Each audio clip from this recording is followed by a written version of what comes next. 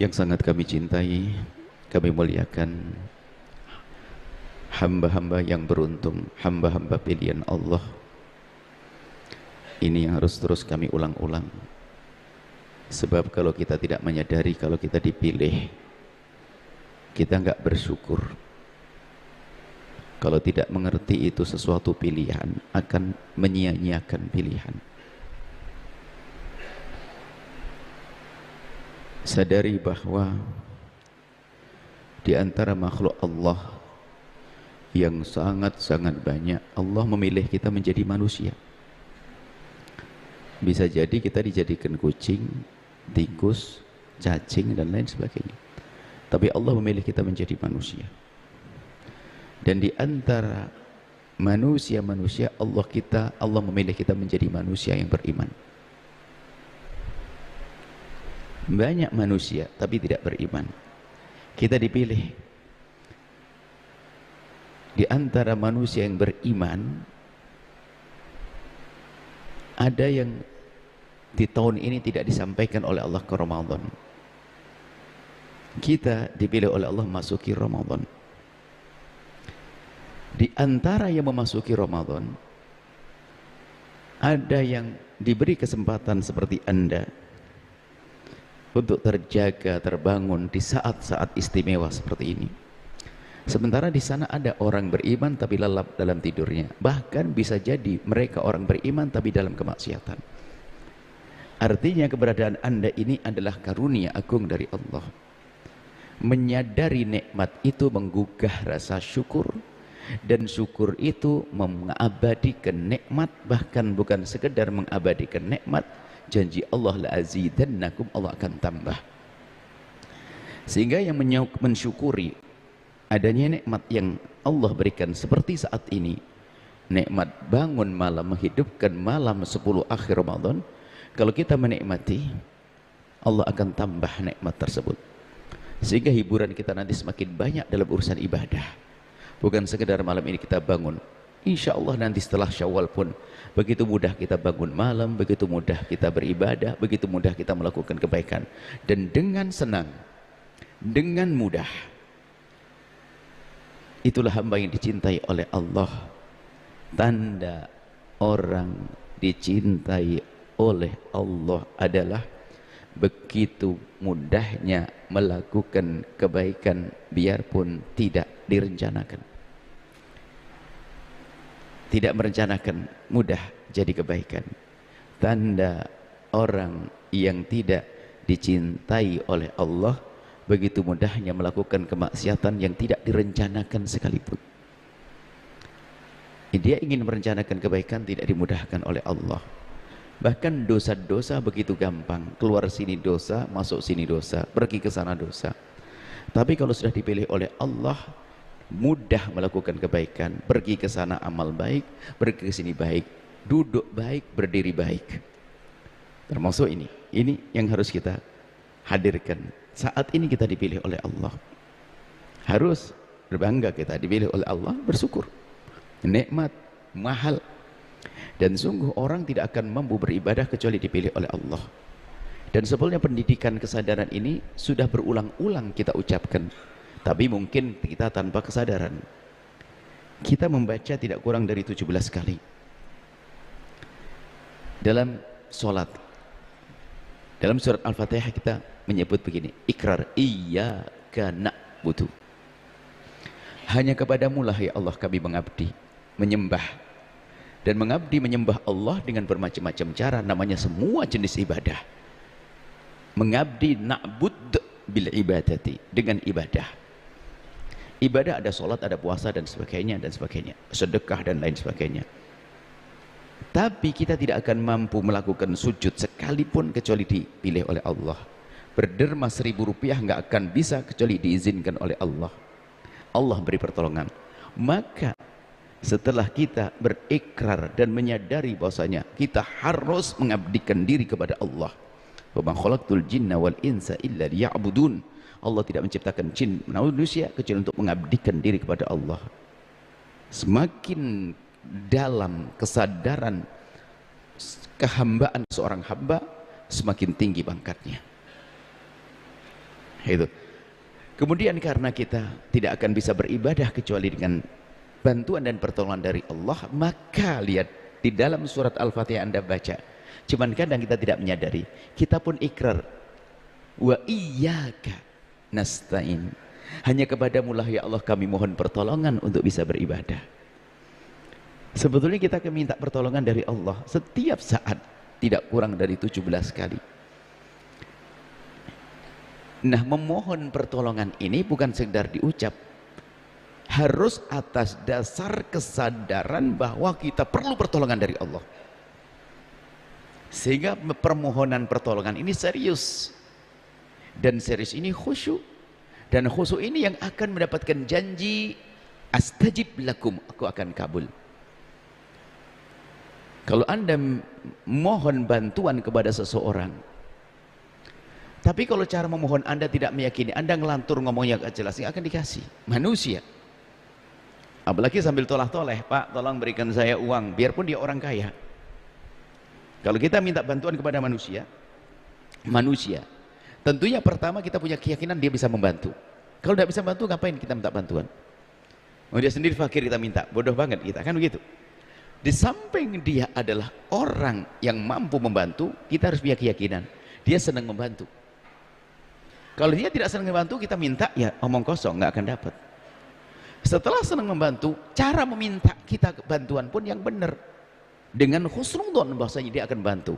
Coba kalau kita minta bantuan pada seorang, Pak tolong bantu saya dong, tapi model ente ini nggak bisa bantu kayaknya, kira-kira gimana? Marah dia. Begitu juga kita dengan Allah, meyakini Allah maha membantu, memberi pertolongan.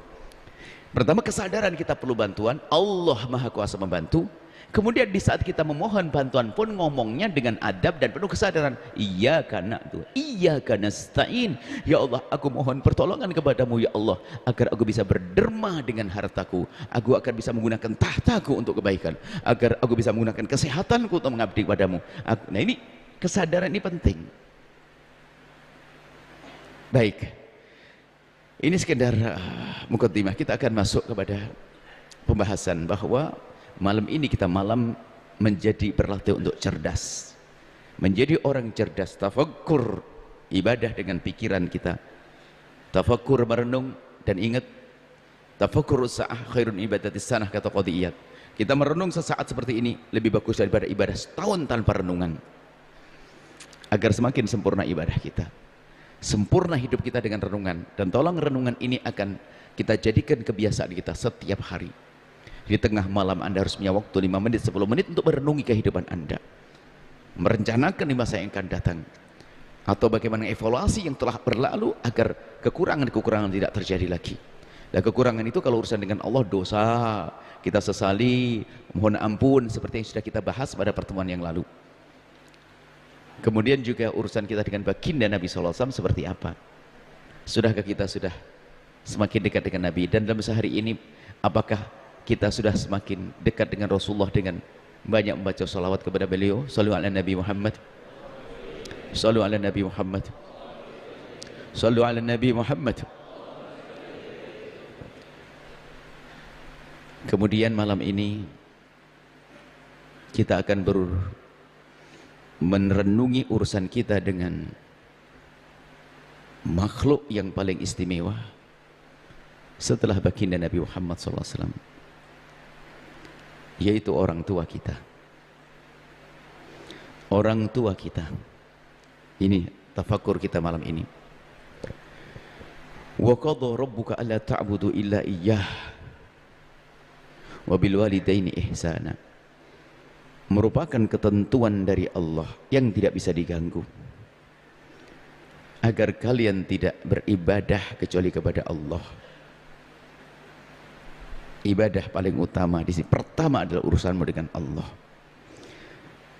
Kemudian setelah itu apa? Urusan dengan makhluk, wabil walidaini ihsana, baik kepada kedua orang tua. Maka baik kepada orang tua itu tidak cukup kita berbuat baik dengan memberi makan, minum dan seterusnya. Tidak. Akan tapi ada hal yang sangat penting, adalah bagaimana menjaga hubungan kita dengan orang tua. menjauhkan diri kita dari menyakiti orang tua. Bahasa Al-Quran dan bahasa hadis Nabi adalah menjauhi durhaka kepada orang tua. Lihat diri sendiri, nggak usah lihat orang lain. Melihat urusanmu dengan orang tuamu. Semua punya permasalahan masing-masing yang berbeda dengan yang lain. Sehingga jangan sibuk ngurusi orang itu dengan orang tuanya. Enggak. Urusanku dengan orang tuaku. Aku pandang diri sendiri.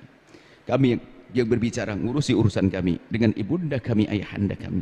Anda dengan ibunda ayahanda. Dan ingat, sejelek apapun orang tuamu adalah orang tuamu yang telah Allah perintahkan kepadamu untuk berbuat baik dengannya. Nggak ada alasan.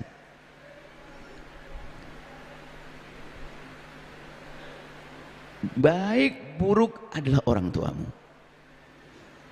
Kita tetap punya kewajiban berbuat baik. Dan berbuat baik ini disesuaikan. Disesuaikan tentunya dengan kebutuhan orang tua kita. Jika sakit termasuk mengobati, pikirannya dibikin senang. Kalau ternyata melakukan kesalahan, bagaimana ditarik kembali kepada kebaikan. Banyak maknanya, luas sekali maknanya. Yang jelas di sana ada pembahasan yang luar biasa dalam tentang durhaka kepada orang tua.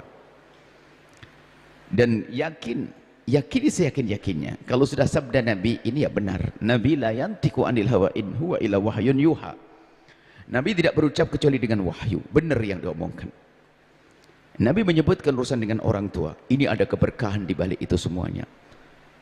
Kemudian di samping ada keberkahan, sebab surga. Kalau bicara tentang Ramadan, Nabi pernah menyebutkan malaikat Nabi turun, Nabi naik mimbar 1, 2, 3. Nabi mengatakan amin 3 kali, amin dan amin. Salah satu di antaranya adalah pas kebetulan Ramadan ini. Orang masuk bulan Ramadan, keluar Ramadan belum diampuni dosanya oleh Allah. Maka dia adalah orang yang terjauhkan dari rahmat. Maksudnya nasib celaka dia. Kenapa? Ramadan di bulan pengampunan kok dia tidak minta ampun kepada Allah. Ibaratnya diundang oleh orang, hidangannya macam-macam, pulang kok masih kelaparan. Bukankah dia orang bodoh? Masuki bulan Ramadan, bulan pahala, kenapa dia tidak mendapatkan pahala? Karena bodohnya dia. Ini yang kedua diantaranya adalah yang ada 3 kan itu. Orang masih ketemu orang tuanya kok masuk neraka, aneh sekali. Pintu surga yang paling dahsyat orang tuamu. Maka malaikat Nabi Muhammad mengatakan amin, malaikat mengatakan ini anak yang masih ketemu orang tuanya, kok ujung-ujungnya masih masuk neraka. Ini keterlaluan sekali. Dia tidak memanfaatkan pintu surganya. Berarti dia bodoh, maka amin, terkutuklah dia. Terjauhkan dari rahmat Allah. Nah ini orang tua. Hati-hati. Jangan sampai ada di antara kita durhaka kepada orang tua. Dan durhaka kepada orang tua ini akan mengundang hukuman Allah di dunia sebelum di akhirat. Tolong tengok diri sendiri. Nggak usah nengok adikku, kakakku, pamanku, saudaraku, enggak. Aku yang akan berbenah malam ini. Kalaupun seandainya di hari ini ada yang hadir memang dia sangat kurang ajar kepada orang tuanya, Anda mungkin sangat jahat pada orang tua Anda, memusuhi orang tua Anda, tidak menyapa orang tua bertahun-tahun dan seterusnya, Anda jahat dengan orang tua Anda. Ingat, hari ini Anda dihadirkan oleh Allah ke tempat ini. Ada sesuatu yang dahsyat untuk Anda. Sejahat apapun Anda kepada orang tua, ternyata malam ini Anda diizinkan. Kalau memang Anda bukan orang baik, tidak akan diizinkan untuk mendengar kalimat ini. Akan dijauhkan dari dengar kalimat ini, biar terus tenggelam dalam permusuhan kepada orang tua. Tapi kenyataannya, kami ambil contoh yang paling tidak baik dengan orang tua yang malam ini. Kalau ada di tempat ini, Anda bersyukur. Kenapa? Anda dibangunkan oleh Allah, dibawa oleh Allah ke tempat ini. Allah yang mudahkan Anda jalan ke sini. Dan kami pun yang menjadikan kami akan berbicara orang tua ini adalah tentang orang tua adalah Allah. Artinya, sejahat apapun Anda dengan orang tua, Anda bersyukur malam ini dibawa oleh Allah ke tempat ini. Dan Anda diizinkan mendengar, maka dengar dengan telinga dan hati. Karena Anda sudah dipilih oleh Allah. Orang tua. Maka ingat, durhaka kepada orang tua, hukumannya didahulukan Allah di dunia sebelum di akhirat. Kullu dzambin yu'akhirullahu uqubatahu yaumal qiyamah. Setiap dosa ini ditunda hukumannya nanti di akhirat. Jadi kalau orang dosa hari ini, hukumannya nanti di alam barzah, nanti di akhirat, di neraka. Ila hukukal walidain, kecuali durhaka kepada orang tua, yu'ajjiluhu Allahu fid dunya qabla al-mamat. Allah dahulukan, dicicil muqaddimah siksanya di dunia sebelum di akhirat nanti. Makanya orang yang menjalani hidup dengan tidak baik dengan orang tuanya harus kena hukuman di dunia. Naudzubillah, sebelum di akhirat nanti. Semua dari kita adalah anak. Hei anak, dengar ini. Kekasihmu Nabi Muhammad yang semalam kita sudah berikrar ingin menyambung hati dengan Rasulullah, beliau menyebutkan semacam ini. Takutlah, beliau la yantiqu anil hawa illa wahyu yuhya. Beliau tidak berucap kecuali wahyu. Ingat, yang punya masalah dengan orang tua, tolong serius malam ini. Kita akan berdamai dengan orang tua. Kita akan berdamai dengan ayah ibunda kita. Hukuman macam-macam, bukan hukuman patah kaki, bukan hukuman bangkrut saja, bukan itu saja, hukuman bermacam-macam. Allah Maha tahu untuk menghukum. Bahkan termasuk hukuman yang halus tanpa disadari adalah tidak diberi ketenangan dalam hidup. Katanya harta melimpah, nggak puas-puas dia. Padahal di kiri kanannya orang baik, istrinya baik, suaminya baik, mertua baik, orang semuanya baik, tapi dia tidak menemukan ketenangan. Dia sendiri mempunyai permusuhan dahsyat. Permasalahan pikirannya tidak sehat, mentalnya tidak sehat, tersiksa dia. Kalau ketemu orang tersiksa, hukuman juga. Belum lagi nanti kehancuran.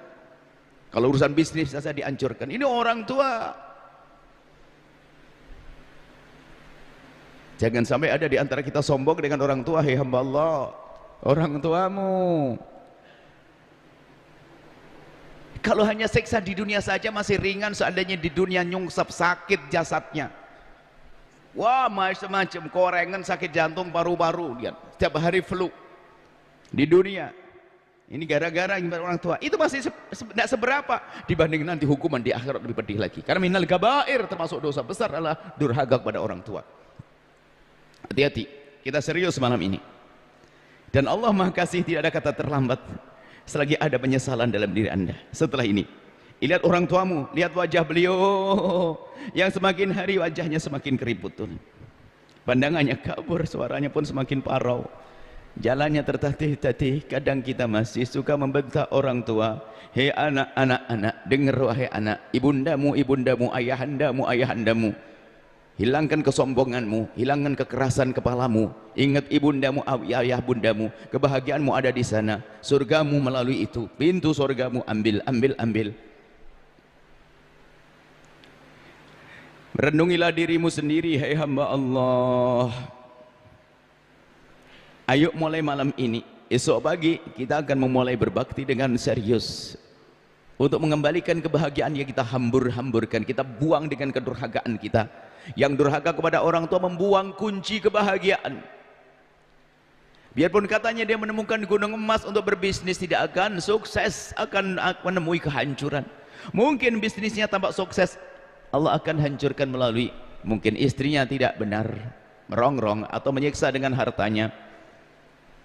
Kalau ibu istrinya baik, mungkin dia akan ketemu anaknya. Oh, anakku baik. Tunggu, akan ada kawan yang berdosa, berbohong, khianat kepadamu dan menyakitkanmu. Pokoknya harus dihukum di dunia. Ibundamu, ayah hambamu, orang tua, tolong merenung yang serius malam ini. Yang serius, anda, aku yang berbicara, kupingku yang mendengar ini. Ibunda, saya lihat wajah ibunda, dia sudah wafat. Ayah anda masih ada.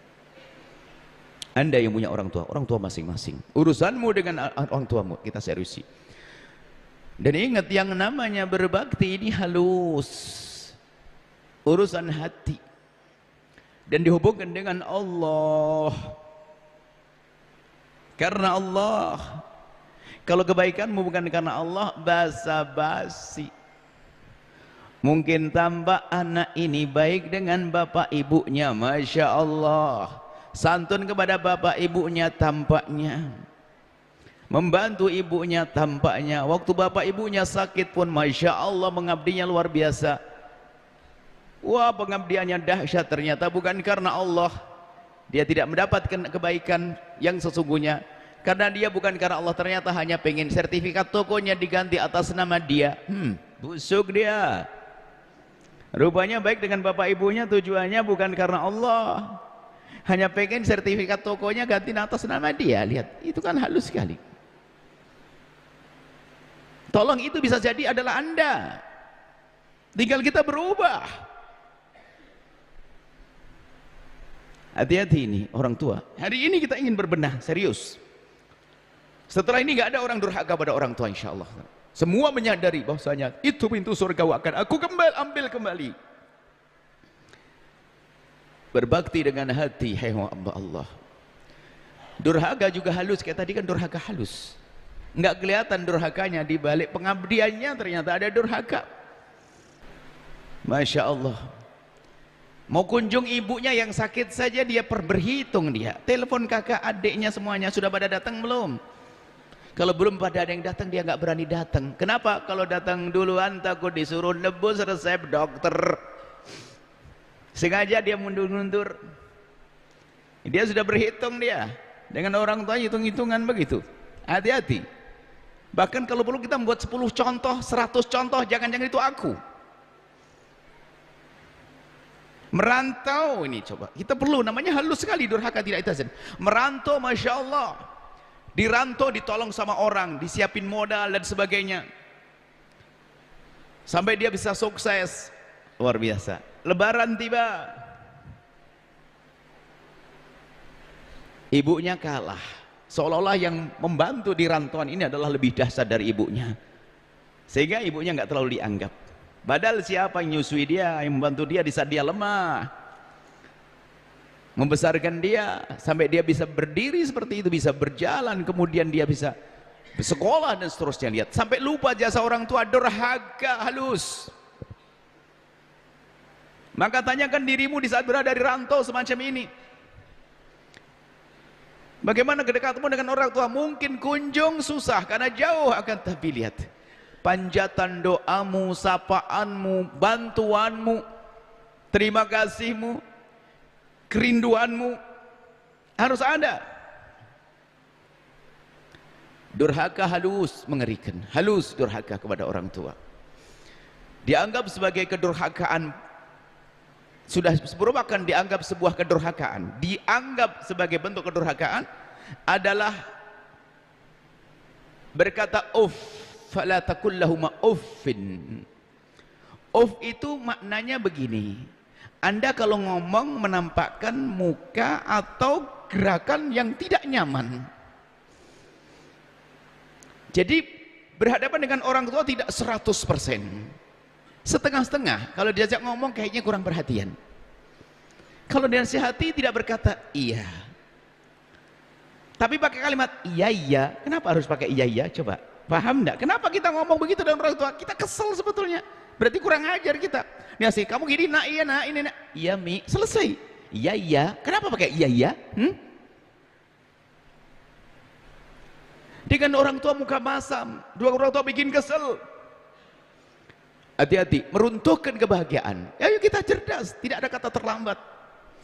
Selagi nyawa masih ada di kandung badan kita, matahari belum terbit dari barat, masih ada kemungkinan kita untuk kembali, untuk tobat. Malam ini waktunya, jangan nunda esok hari. Serius dengan orang tua ini. Dan berbakti juga halus urusan hati. Berbakti halus urusan hati. Sebuah kisah yang pernah kami hadirkan, bisa saja kita membuat kisah-kisah yang bermacam-macam.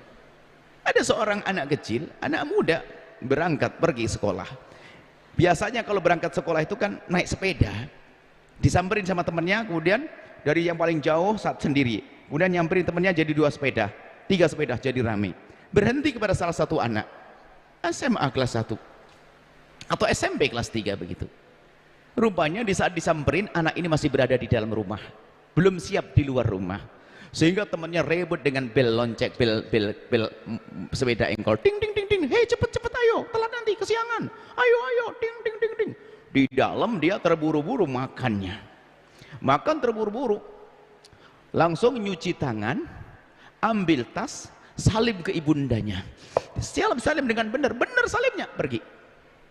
naik sepeda sampai di sekolahan, karena sekolahnya tidak jauh, hanya 1,5 km.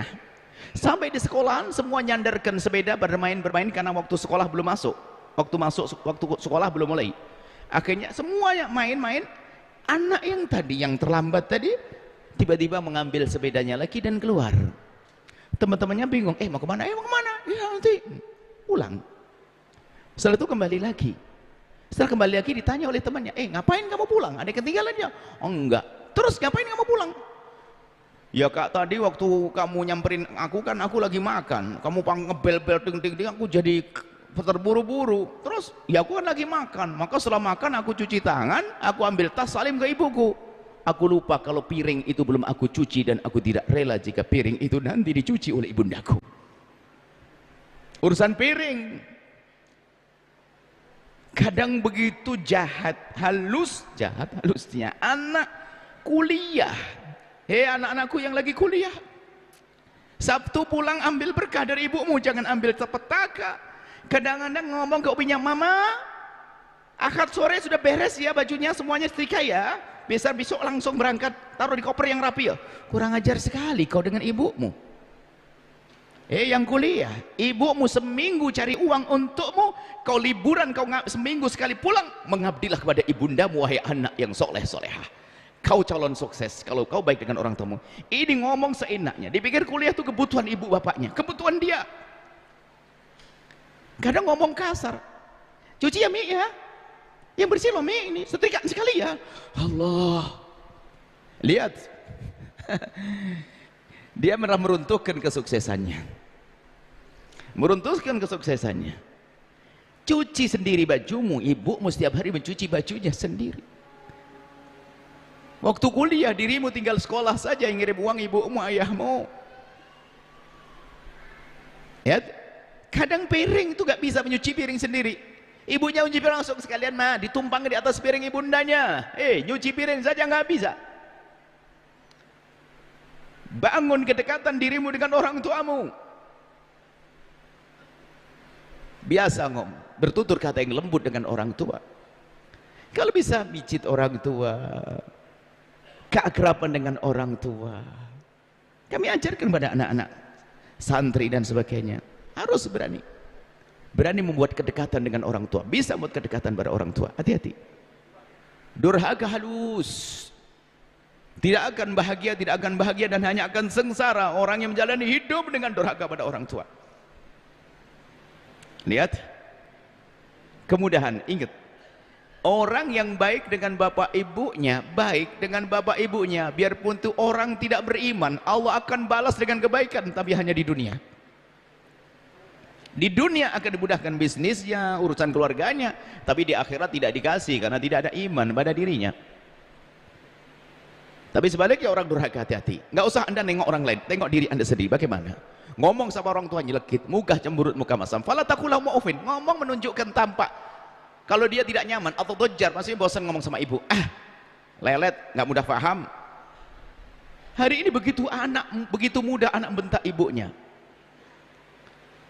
membentak ayahnya, mukanya masam. Allah, hati-hati.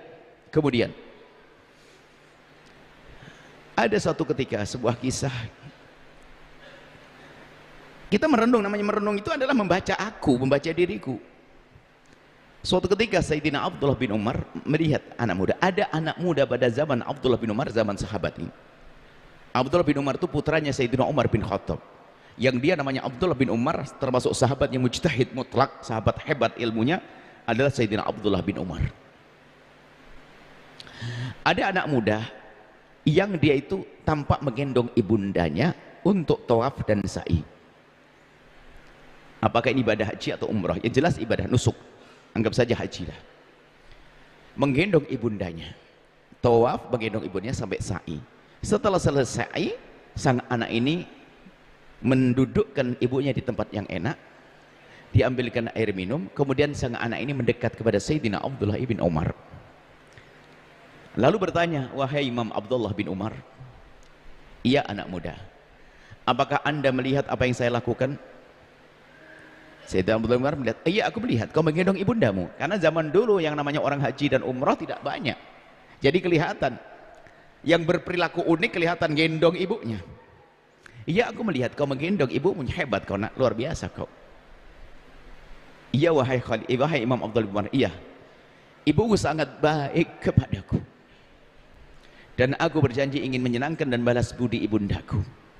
Ibuku sangat baik dan beliau ingin melaksanakan ibadah seperti ini, ibadah haji atau umrah ini, dan beliau tidak bisa berjalan, mau tidak mau harus aku gendong, dan aku bangga bisa menggendong. Harapanku ini bisa membalas budi orang tuaku, budi berbakti orang tuaku, bisa membalas budi ibuku. Wahai Imam Abdullah bin Umar, apakah yang aku lakukan ini sampai leherku merah, bahkan ada luka bekas aku menggendong ibundaku? Apakah yang aku lakukan menggendong ibundaku untuk ibadah umrah ini sudah bisa memenuhi atau membayar baik kebaikan ibundaku? Sayyidina Abdullah bin Umar berkata dengan spontan, tidak wahai anak muda, tidak pakai mikir. Apa yang kau lakukan tidak ada apa-apanya dibanding sesaat ibundamu mau melahirkanmu. Waktu ibundamu melahirkanmu itu taruhannya nyawa, antara hidup dan mati. Sementara kau gendong ibumu tidak pakai taruhan nyawa, taruhan bukan antara hidup dan mati, taruhannya bukan nyawa. Tapi waktu ibundamu melahirkanmu adalah taruhannya nyawa. Lebih dari itu wahai anak muda, dengar bahwa seorang ibu setelah melahirkan dengan setengah mati itu, mati-matian melahirkan anaknya, setelah itu pun menyambut anak dengan senyum. Lihat seorang anak ditimang-timang, disusui. Bahkan apa yang ada di hati seorang ibu, kapan kau bisa buka mata wahai anakku, apalagi kapan kau bisa tengkurap wahai anakku, apalagi kapan kau bisa merangkak wahai anakku, apalagi kapan kau bisa berdiri wahai anakku, apalagi kapan kau bisa berjalan wahai anakku, apalagi kapan kau bisa tegak berdiri dan mandiri wahai anakku. Dan itulah yang ada di hati seorang ibu di saat menggendong anaknya. Tapi ketahuilah, alangkah banyaknya seorang anak di saat menggendong ibundanya yang lagi sakit berkata dalam hatinya, kapan ibuku mati. Merasa capek dengan ibundanya. Ayo, berpikirlah, semuanya berpikir. Hari ini kita sama-sama belajar. Kami tidak mengajari Anda, tapi kami mengajak berpikir. Semuanya punya permasalahan masing-masing dengan ibunda, ayahanda, ayahanda. Ambil kunci kebahagiaan itu, ibundamu, ayahandamu. Ibundamu, ayahandamu. Berebutlah dengan saudaramu. Urusan berbakti bukan berebut warisan. Kadang anak kurang ajar, bapaknya masih hidup berkata, ayah mana warisan saya? Hei anak kurang ajar, kau berkata kepada ayahmu mana warisan? Memangnya yang mati harus bapakmu dulu ya? Kau bisa mati duluan. Termasuk bentuk kurang ajar yang halus. Anak bapaknya masih hidup berkata, mana warisanku ayah? Ini kan seolah mengatakan ayah besok mati. Kurang ajar kalimat itu. Hati-hati. Dan memang gak ada bekti di hatinya orang berani ngomong begitu. Gak ada bektinya. Kalau bekti gak akan ngomong begitu, gak tega, gak berani. Ini kami membuat contoh-contoh yang banyak itu untuk mencocok-cocokkan. Jangan-jangan itu adalah aku, biarpun itu adalah Anda. Hari ini akan kita akhiri kedurhakaan. Selesai malam ini. Bukankah malam ini malam tafakkur, malam Ramadan, malam Allah berjanji di jam-jam seperti ini akan mengkabul hajat kita, mengampuni dosa kita. Nah, ini kan janji dari Allah. Makanya ayo ambil janji Allah ini. Sejelek apapun Anda dengan orang tua Anda hadir malam ini. Anda dipilih oleh Allah. Anda dipilih oleh Allah hari ini. Ayo kembali pada orang tua. Cium tangannya, rasakan kasar tangannya, karena itu buah capek kerja mencari nafkah untukmu.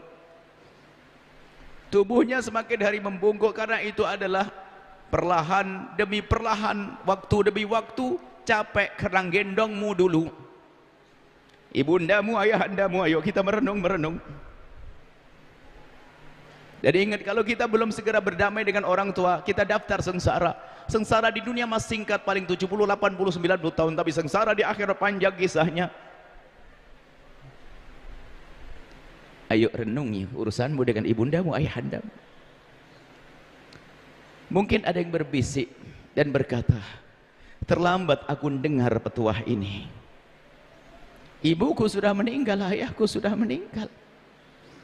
Aku menyesal, aku ingin berbakti pada ibundaku, tapi bagaimana caranya? Selagi nyawa masih ada di kandung badan, ada kesempatan untuk bertobat. Anda bisa berdamai dengan ibunda yang telah wafat, dengan ayah yang telah wafat. Hei hamba Allah, bahkan mungkin Anda pun bisa berbakti pada orang tua yang Anda tidak pernah ketemu. Barangkali Anda dilahirkan, ayah sudah wafat, masih ada kesempatan. Paling tidak lakukan 3 hal. Yang orang tuanya sudah meninggal dunia, paling tidak lakukan 3 hal. Kalau Anda belum bisa melakukan 3 hal ini, sepertinya positif Anda terjangkit penyakit durhaka. Minimal 3 hal ini. 1, jangan Anda berdoa doa apapun kecuali orang tua Anda bawa dalam doa Anda. Sebab itu yang diharap dan dirindu oleh orang tua. Kita sering doa banyak tentang rezeki, tentang pasangan, tentang keluarga, tentang tahta dan sebagainya. Ya Allah, ya Allah, ya Allah. Tapi ibu bapaknya ditinggal. Ini menunjukkan dia nggak sambung hati, makanya dia punya kedurhakaan halus. Maka tolong dalam doa selalu pastikan orang tua kita bawa dalam doa kita. Dan yang serius khusyuk terbaca wajah mereka.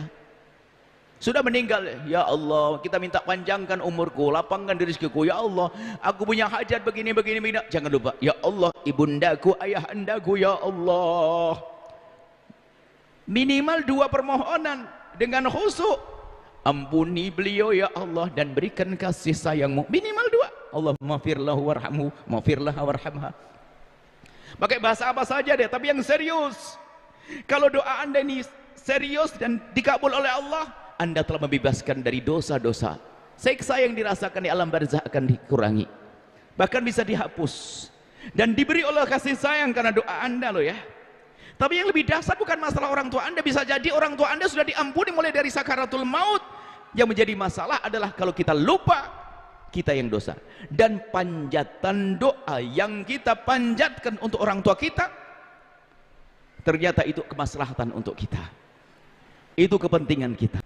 Jadi doa kita kepada orang tua itu jangan sok kita mengatakan bapakku butuh dengan doaku. Oh tidak, memang perlu, akan tapi tidak seperlu Anda kepada doa Anda kepada orang tua. Kenapa? Orang tua Anda orang muslim. Selagi dia muslim, setiap hari sudah didoakan manusia sejagat. Khatib di mimbar pun berdoa, Allahumma fir lil muslimina wal muslimat, didoakan oleh khatib sejagat. Berarti doa Anda untuk orang tua Anda kepentingan Anda ya anak, dengar ini. Doa Anda kepada untuk orang tua Anda kepentingan Anda. Maka rugi kalau Anda tidak berdoa. Kalau setiap sholat saya tidak doakan bapak ibu saya anggap saya kayak durhaka banget dengan ibu saya, dengan ayah saya. Tolong hadirkan. Yang masih hidup juga sama begitu. Doakan, mendoakan orang tua. Mendoakan orang tua. Yang orang tua sudah meninggal, lakukan yang pertama mendoakan orang tua. Yang kedua,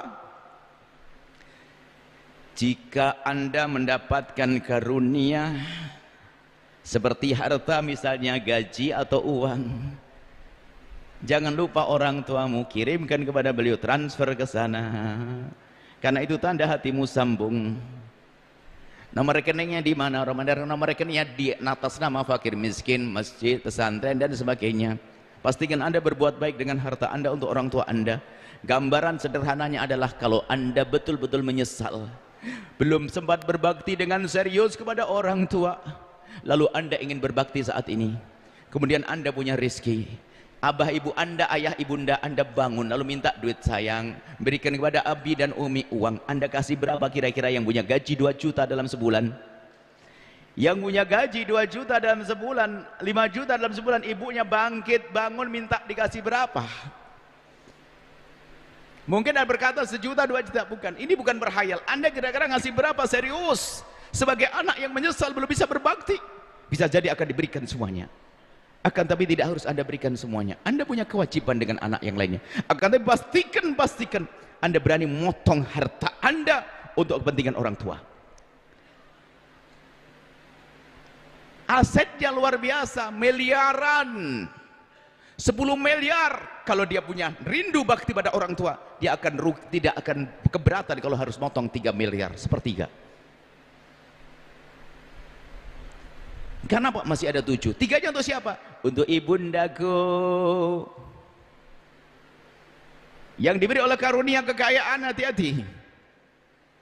Yang diberi oleh karunia kekayaan, hati-hati, jangan-jangan tidak ingat dengan orang tuanya, hanya menimbun kekayaan, dia tidak punya bakti pada orang tua.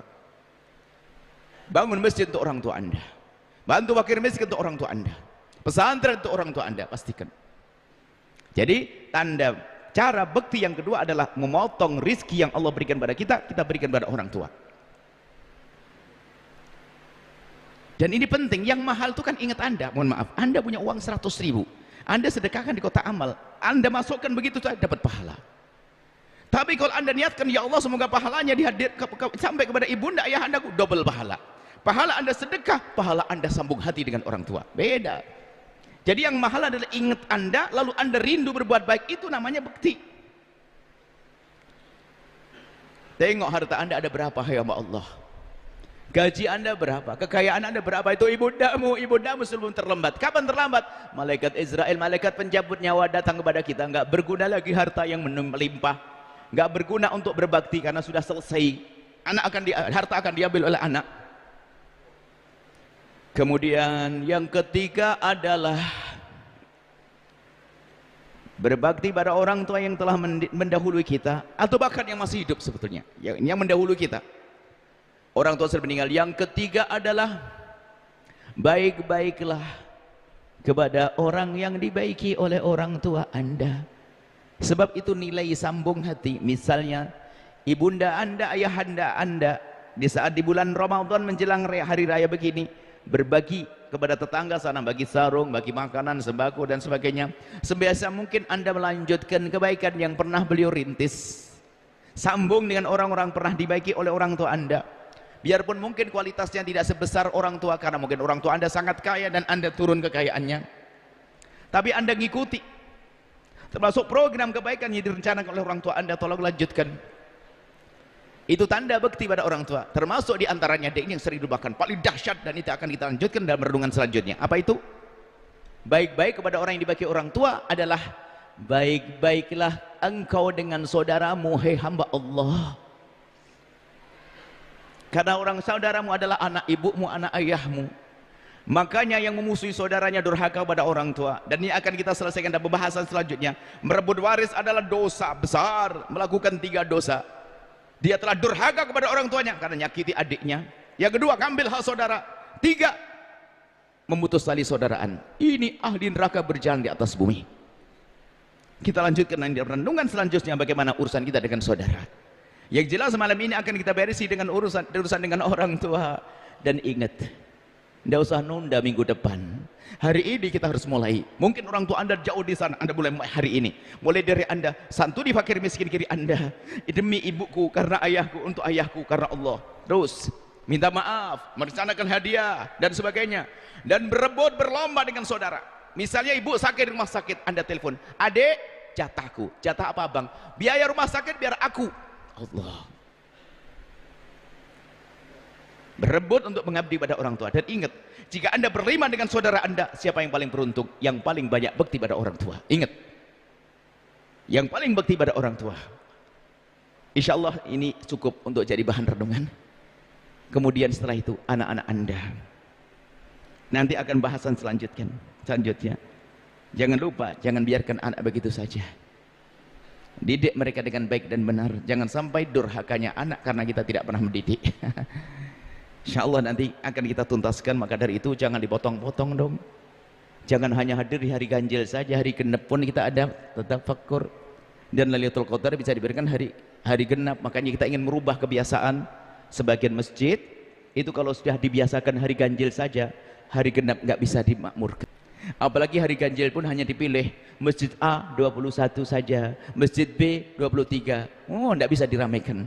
Alhamdulillah masjid ini adalah mulai dari tanggal 20 sampai hari raya kita adakan. Lihat yang datang hamba Allah. Makanya jangan sampai besok libur, jangan dong. Kan masih ada silsilah. Dan bawa orang bersama Anda, anak Anda, keluarga Anda, saudara Anda, agar di dunia indah, kelak di surga juga indah, bareng-bareng di surga. Dan juga amalannya, mungkin ini ada yang tertinggal, amalan nanti setelah ini tafakur yang paling penting saat ini. Sholat Anda bisa melakukan sendiri-sendiri, dan tafakur nanti lanjutkan sendiri-sendiri. Tapi ini rentetan tafakur yang paling penting itu apa? Itu kita hadirkan majelis ini.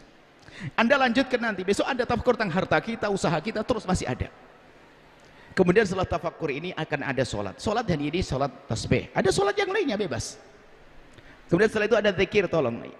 Ada namanya Al-Wirdul Fatih, kami ijazahkan semuanya. Al-Wirdul Fatih, ambil buku zikirnya di pojok sana. Ambil zikir Wirdul Fatih, zikir ringan yang diambil dari baginda Nabi, cuma di dalamnya ada sholawat Fatih. Sholawat Fatih itu sholawat pembuka. Fatih pembuka. Sebab di dalamnya ada makna Fatih pembuka.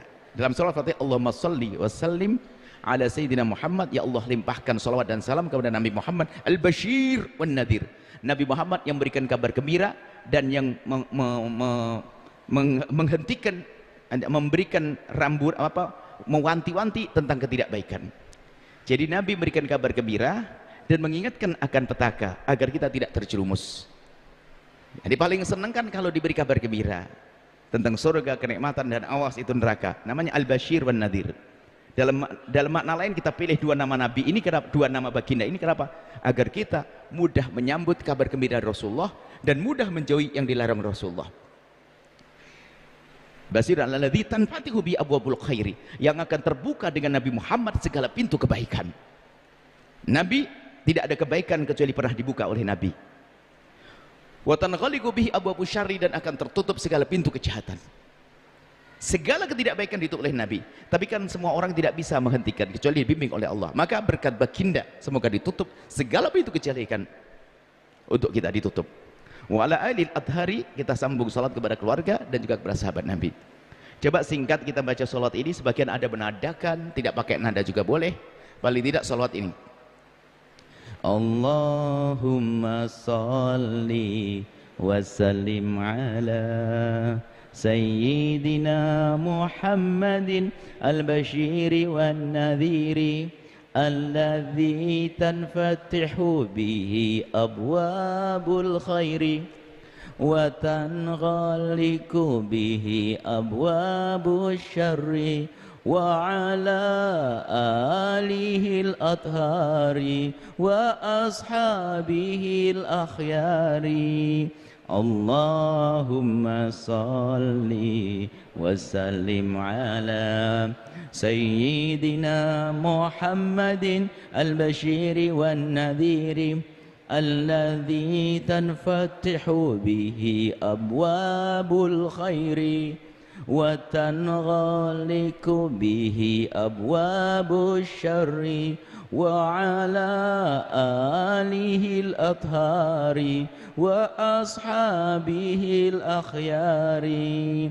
Allahumma salli wa sallim ala Sayyidina Muhammadin al-Bashiri wan Nadhiri alladhi tanfatihu bihi abwabul khairi wa tanghaliku bihi abwabus syarri wa ala alihi al-athari wa ashabihi al-akhyari. Kita lanjutkan dengan salat tasbih. Sallallahu alaihi Nabi Muhammad.